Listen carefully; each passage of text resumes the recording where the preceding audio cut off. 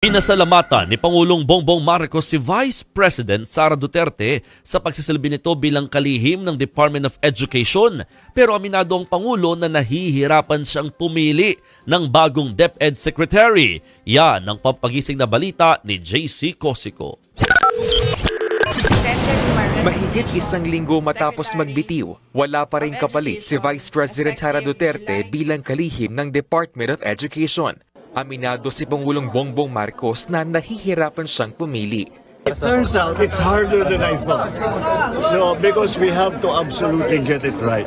So I'm giving myself more time. Isinasaalang-alang rin daw niya ang mga panawagan ng iba't ibang sektor sa pagpili ng bagong DepEd Secretary. There are many calls for the new secretary to be an educator.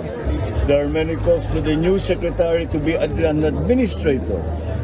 There are new calls to be a historical professor for all of this, and they're all valid concerns.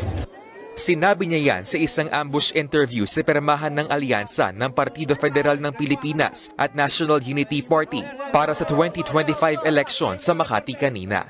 Dagdag pa ni Marcos, kailangang mapataas ng susunod na DepEd Secretary ang mga test score ng mga estudyante. Walang binanggit na partikular na exam ang Pangulo, pero kamakailan lang nangulelat ang Pilipinas sa ranking pagdating sa creative thinking.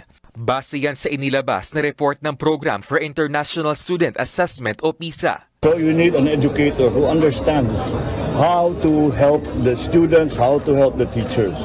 Number one, that requires a very good hand on the tiller of the DepEd who can manage it properly, who understands the bureaucracy, who understands how to use the budget properly, all of these things.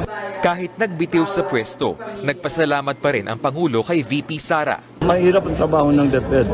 Kaya that's why we have to thank Inday Sara for really the effort that she put in.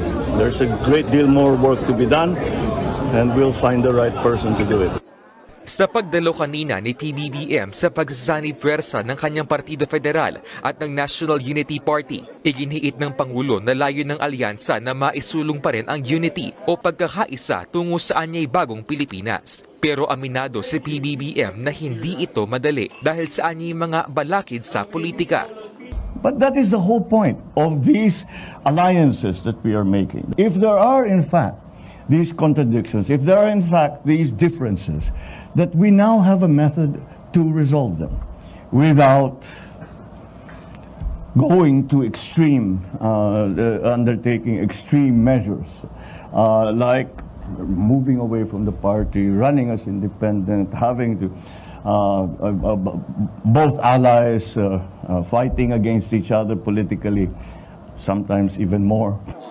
Ayon naman kay NUP President at Camarines Sur 2nd District Congressman El Rey Villafuerte, nasa 6 hanggang 8 kandidato sa pagkasenador ang i-endorso ng kanilang partido.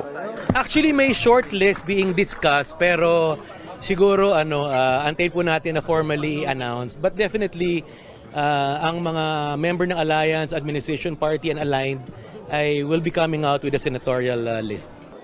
Bago ang NUP, una nang nakipag-alyansa ang PFP sa Nationalist People's Coalition at sa Lakas Christian Muslim Democrats o Lakas CMD ni House Speaker Martin Romualdez.